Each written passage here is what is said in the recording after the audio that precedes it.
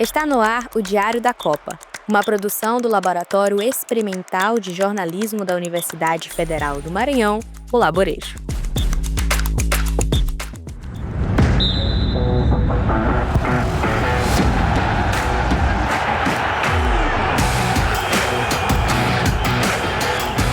Gols, torcida, emoção.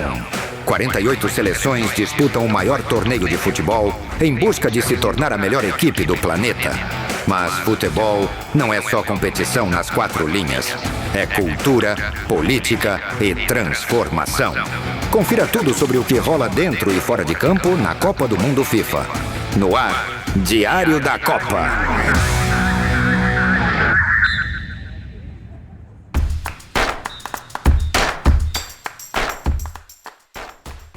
Olá, eu sou Ana Letícia Ferro. E eu sou o Bruno Goulart. A Copa do Mundo é muito mais do que um torneio de futebol. Ela é uma vitrine global, um momento em que os países sede ganham a atenção do mundo inteiro e podem usar esse espaço para projetar poder, afirmar valores e marcar uma posição no tabuleiro das relações internacionais.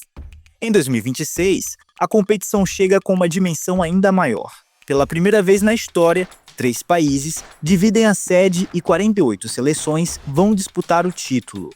Para nos aprofundarmos no assunto, entrevistamos agora o professor do Departamento de Direito, Economia e Contabilidade da Universidade Estadual do Maranhão e também professor de Relações Internacionais, Rodolfo Francisco Soares Nunes. Professor, seja bem-vindo ao Diário da Copa. Oi, Ana. Oi, Bruno. Tudo bom? Nós já começaremos aí com uma escalação polêmica e não é a brasileira, né? Bom, vamos começar. A participação de todas as seleções ainda é incerta e acredito que devemos começar falando sobre o elefante branco na sala, o Irã. Você poderia explicar como se deflagrou o conflito entre o Irã e os Estados Unidos? A gente pode entender que a relação entre o Irã e os Estados Unidos ela vai para além desses episódios recentes, embora ajude a explicar. Ela vai ser o resultado de um processo longo de deterioração de suas relações. Tem o início lá na década de 1950, quando o Irã se torna um dos principais aliados dos Estados Unidos no Golfo. Tem um ponto de ruptura com a chamada ou Revolução Iraniana ou Revolução Islâmica do Irã. A gente pode entender que a relação entre o Irã e os Estados Unidos ela vai para além desses episódios recentes, embora ajude a explicar. Ela vai ser o resultado de um processo longo de deterioração de suas relações. Tem o início lá na década de 1950, quando o Irã se torna um dos principais aliados dos Estados Unidos no Golfo. Tem um ponto de ruptura com a chamada ou Revolução Iraniana ou Revolução Islâmica do Irã, lá em 1979, onde essa virada de chave não é somente falando assim, olha, nós éramos aliados, agora estamos neutros. Não.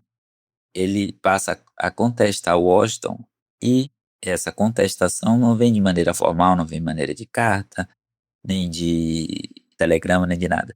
Vem através do fomento do seu programa nuclear. Professor, temos também a questão da América Latina, que tem o maior grupo de imigrantes nos Estados Unidos. Além disso, várias seleções latino-americanas estarão na Copa. Isso nos leva a uma contradição evidente. Como o país que endurece fronteiras e restringe imigrantes vai receber os torcedores dessas mesmas nações? Bom, a migração, em qualquer cenário, já é algo delicado.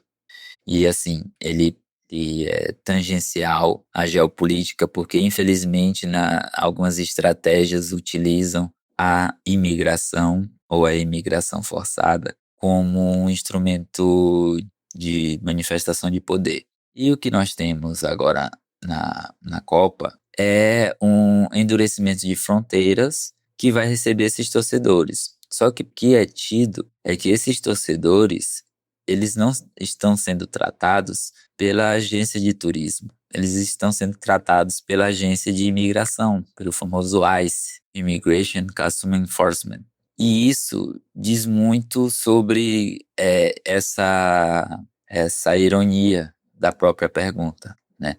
Como é que esse país ele vai endurecer fronteiras e vai receber esses imigrantes? Provavelmente essa contradição vai ser a mais visível. Não vai ser a única, infelizmente, mas vai ser a mais visível. Diário da Copa.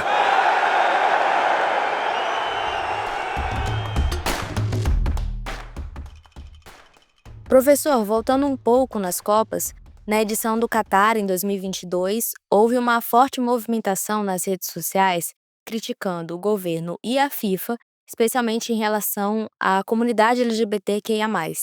Em 2026, temos 3 países com visões bem diferentes sobre esses temas sociais. Você acredita que isso pode desencadear novos movimentos de críticas e até um boicote à Copa? Já está acontecendo, né? Tem grupos de torcedores LGBTQIAP+, que estão desaconselhando viagens aos Estados Unidos, principalmente onde se tem a concentração dessas seleções, onde há essa criminalização, que aí gera uma outra questão, que aí a gente vai tratar também de xenofobia, de redução, enfim. São outras questões, mas o que nós temos é isso, esse movimento desaconselhando a ida desses torcedores, que é legítimo. Canadá e México sofreram ataques diplomáticos constantes de Washington nos últimos anos, mas agora precisam se apresentar ao mundo como co-anfitriões. Então, professor, como esses países podem usar a Copa para reafirmar sua soberania diante desse contexto? Bom, agora nós chegamos ao que alguns comentaristas, ao tratar de como a Copa está sendo conduzida, apontam que a Copa será nos Estados Unidos e aos arredores, né? Só que de uma maneira assim provocativa, eu não concordo, eu acho que a gente tem que nomear mesmo, mas o que eles colocam é que essa soberania, né, que eles podem reafirmar, ela pode acontecer, mas eu não acredito que ela vá acontecer. Por quê? Porque tanto o México quanto o Canadá, eles já estão nesse processo de cessão da sua soberania desde quando eles saíram, por exemplo, do NAFTA, né, que era o antigo bloco de acordo, né, bloco de tarifa, um acordo de livre comércio, para aderir no governo Trump 1, ao USMCA, que é chamada também de NAFTA 2.0. Professor Rodolfo, muito obrigado pela sua análise. Muito obrigado pelo espaço, trazer esses exemplos relacionados não somente ao futebol, mas ao esporte em geral. E agradeço muito a oportunidade, agradeço a Ana Letícia e ao Bruno pela oportunidade.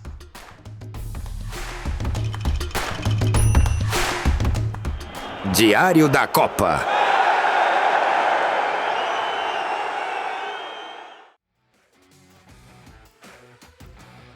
Por hoje é só, pessoal. Mais notícias sobre a Copa do Mundo de 2026 na próxima edição do Diário da Copa ou no portal laborejo.com.br. O Diário da Copa é uma produção do Laboratório Experimental de Jornalismo da UFMA, Laborejo, em parceria com a Rádio Universidade FM e TV UFMA. Até amanhã. Diário da Copa. Produção: Ana Letícia Ferro e Bruno Goulart. Sonoplastia: Cylon Souza.